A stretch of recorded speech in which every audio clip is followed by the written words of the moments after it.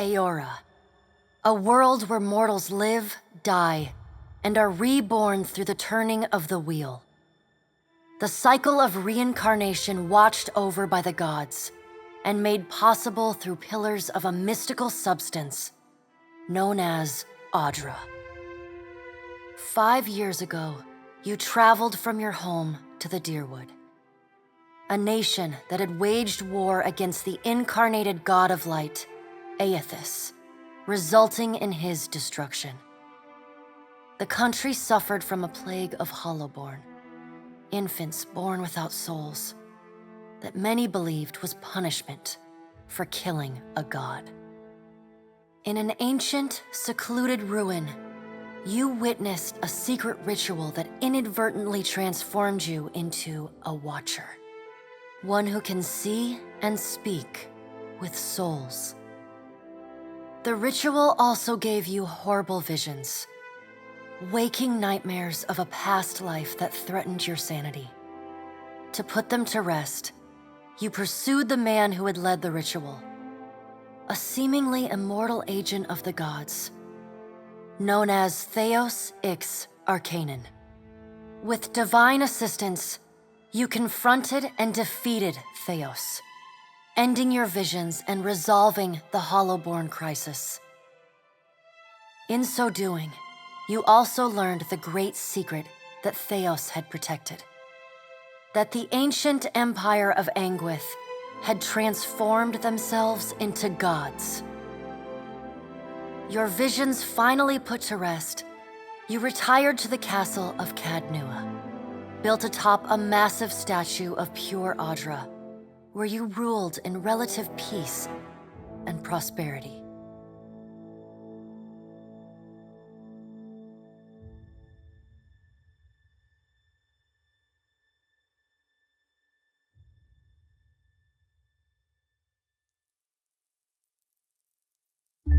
Made a nice story. You fixing up that old keep? Lifting the curse? Must have told it 100 times. But something got to gnawing at me. Thinking the spirits there weren't really at rest. That maybe the gods weren't finished with us.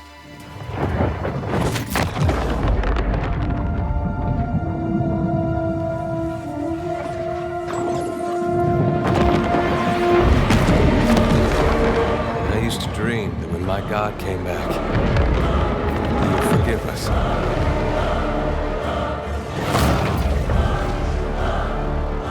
Last the trouble with dreams.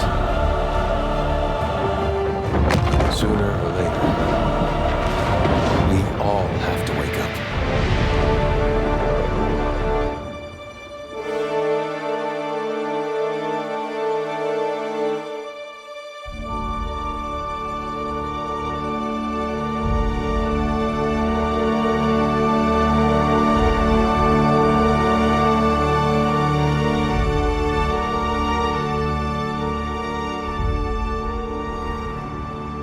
So you wake to a sleepless world, the in-between of life and death.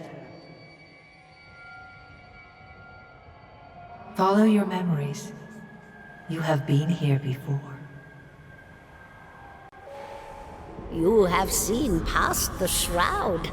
You are a watcher now, and the watcher you will stay.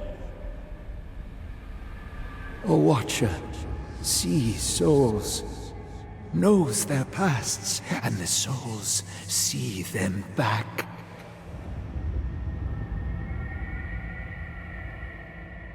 A dubious honor, inheriting a fortress both broken and cursed.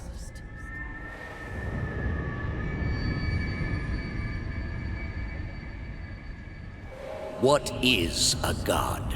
A higher power? A rewarder of good deeds and punisher of the wicked?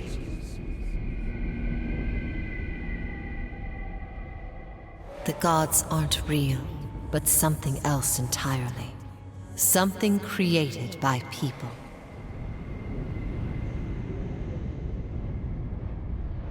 And did you ever consider that these were things you were never meant to understand?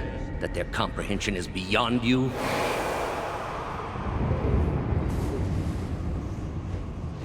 Let the world see. Let them decide what to do.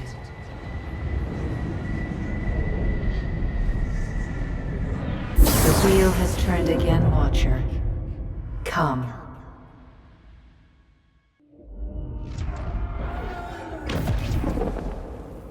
An aged dwarf shares this strange floating platform with you. His face is creased by so many wrinkles that his features lie buried amid shadowy pockets of skin.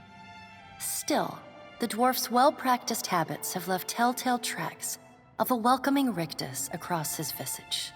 You can see his smile coming before it blooms, reshaping the dwarf's face from a hanging sack of flesh into something resembling an oddly carved, merry gourd, replete with unhealthy bumps and discolored splotches.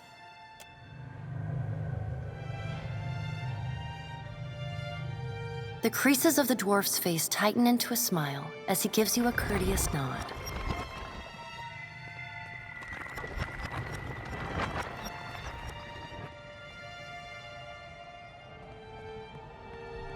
Sit, please.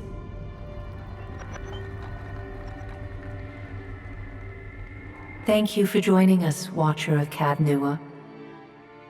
The gaunt woman seated at the table is clad in time-worn black armor that seems too massive for her to move in. A pale, slender neck rises from the gorget, topped by a hollow face. The milky skin stretched across it is delicate and translucent, like parchment that has been scraped clean too many times. She is preoccupied with the arrangement of cards on the table between you. With each movement, her armor squeaks and groans as though bearing an incredible weight. She places a final card, gives a nod of satisfaction, and raises her eyes to meet yours. Your brush with the divine has drained you of your powers, fractured your memories. Look upon these cards. They represent the courses of your life. You alone know best how they flowed. Arrange them to fit what you remember.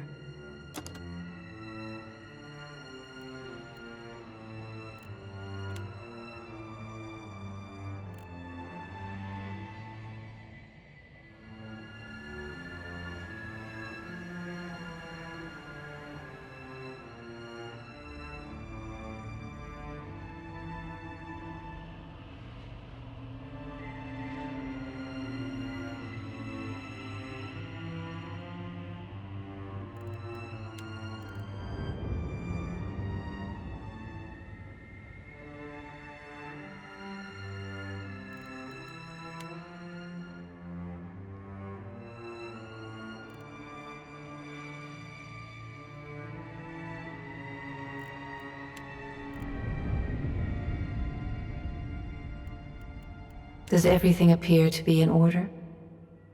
Good. Welcome to the Beyond. I am Barath. One half, anyway. She points a finger in the direction of the dwarf who led you here. Though the movement is slight, her gauntlet squeaks like a rusty hinge. The dwarf's rictus returns as he nods in the woman's direction. Tell me, do you remember when we last met? You did. She places a card on the table, showing a tall tower with the gods' constellations arrayed around it in the sky. She places a card in the middle of the arrangement, a bell tower with no bell. Her fingertips slowly drag away from the card, faintly creaking as they retreat across the table. You had need of the gods once before. Now it seems we have need of you. The being that occupied Odnua's statue beneath your castle was the dead god, Aothus. Of this we are certain. What we do not know is what his intentions are. Though Aothus stole a large fragment of your soul, you were strong enough to survive the onslaught and enter the in-between. You and he are still connected. He has chosen a body made of living Audra, perfused with the power of thousands of souls, including yours. It should be little difficulty for an experienced watcher to find him. No, but neither is your body truly alive. Your lungs draw breath, your heart pumps blood, but your flesh is as soulless as a hollowborn. That is, until I return you. She delicately places a card upright on the table. The art depicts souls flowing out of a pillar of Audra.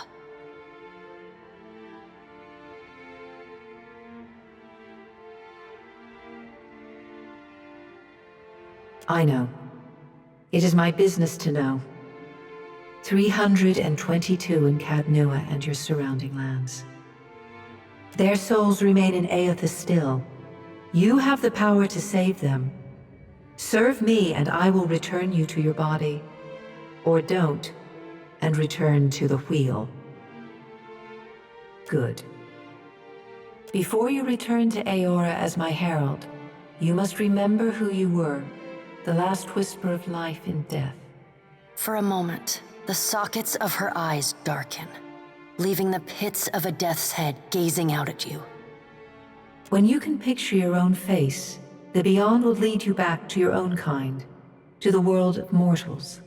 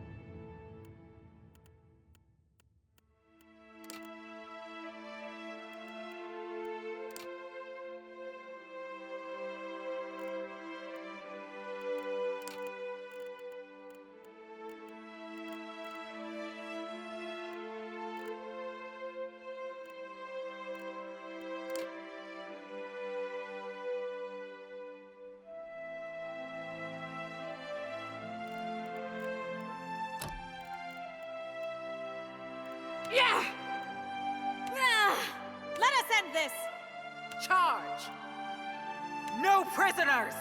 Show him how it's done. Take him down! Yeah!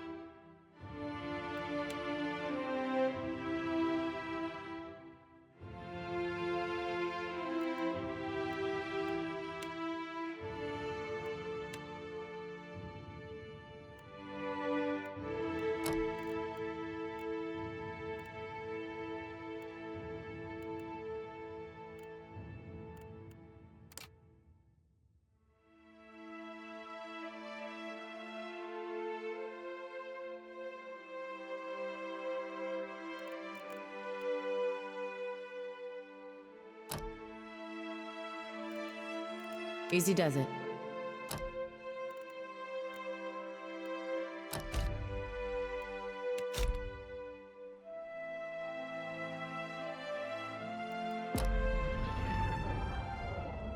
Go forth now, Watcher, as my herald. Know that I do not give you this title lightly. When the time comes, you will have the power to reveal the souls that cling to you, to open the gateway from the in-between to the waking world. Find Aethys. Learn his plans. When I have cause to talk to you, I will summon you. With a quick gesture of her hand, you feel a sharp pain in what would be your chest. The pain continues, intruding deeper into your soul. Looking down, you see a small lump of darkness roiling within you. The darkness lingers there, but the pain abates and fades entirely within the span of a few seconds. A chime. Do not fear, Herald. It will not harm you unless you choose to cross me. I trust it will not come to that. Her gauntleted hand gestures to the dwarf, hovering nearby.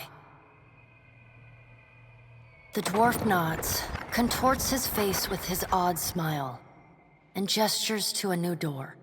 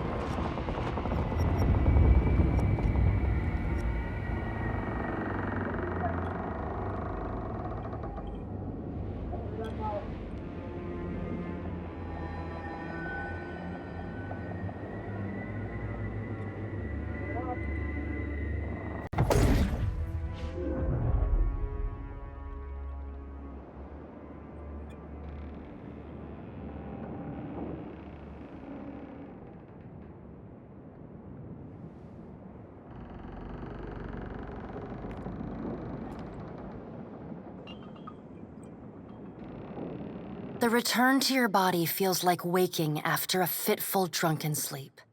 The rocking of the ship sends pain jolting through your limbs. Crashing waves hammer inside your skull. Adair watches over your body with a glazed look, taking long, even tokes from his pipe. At the first movement of your chest, he starts. His gasp, mid-puff, sends him coughing and straining for breath. No, there's no way. You're awake. What are you doing awake? How are you feeling?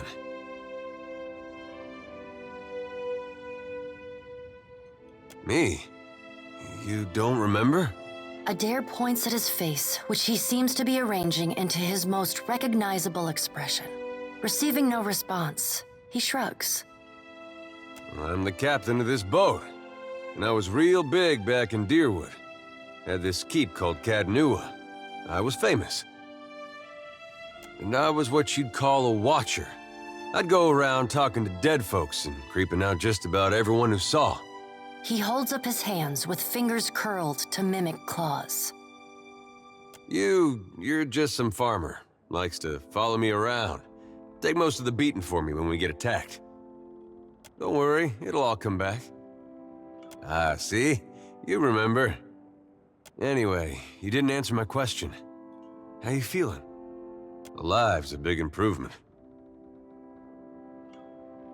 I hate to cast a pall over your recovery, but I'm afraid I have some bad news for you. The voice echoes from inside the bust. The remains of the steward of Cadnua.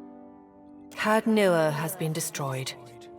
Aethus possessed the statue of Maros Nua and rose from the ground, consuming the souls of all nearby.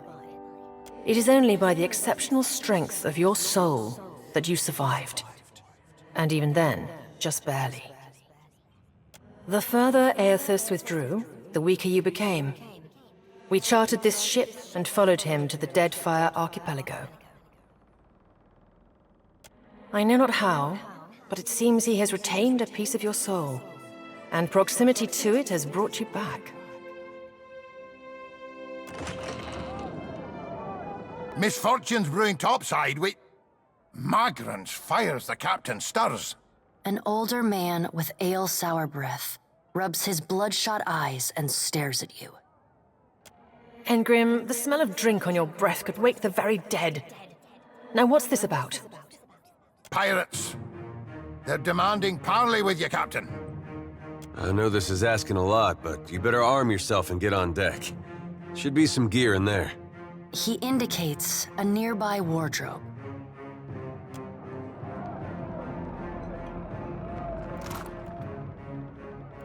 All right, now make some use of it.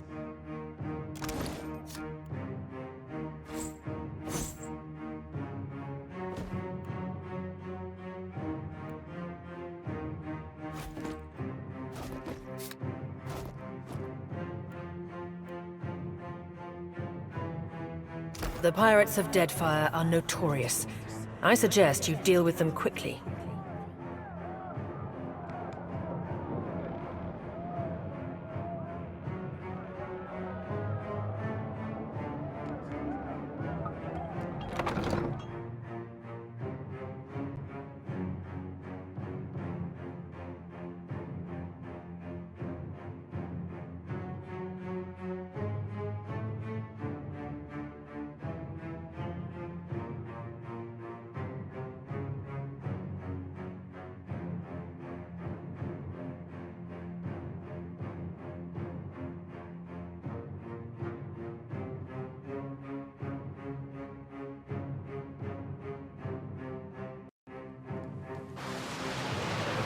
Well, what have we here?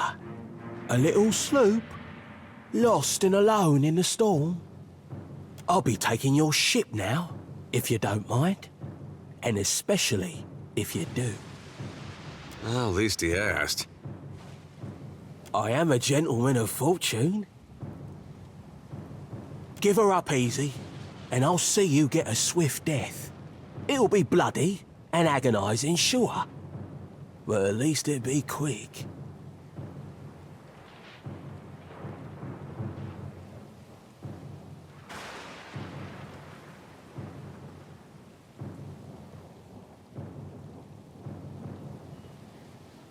Why complicate this with a quarrel? I see, I want, I take. It's as simple as that. Now then, me and my mates will be helping ourselves to your ship. There's no need to see her sunk by the storms. Or my culverins. Listen up, mates. I'm off to spear me a bigger fish. One with sharper teeth like. I'm trusting you lot not to cock this up. Don't damage the sloop when you take it. Play with the crew if you'd like, but don't bring me any prisoners. None that are alive. You heard, Benwith!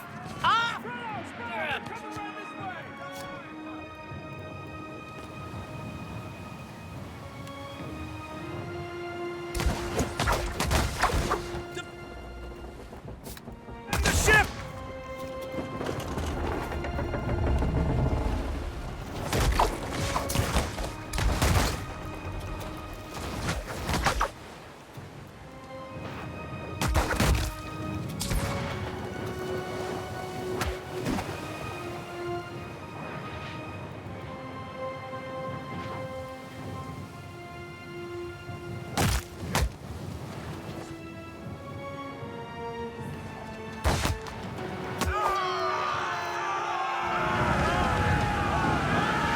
Storm's picking up!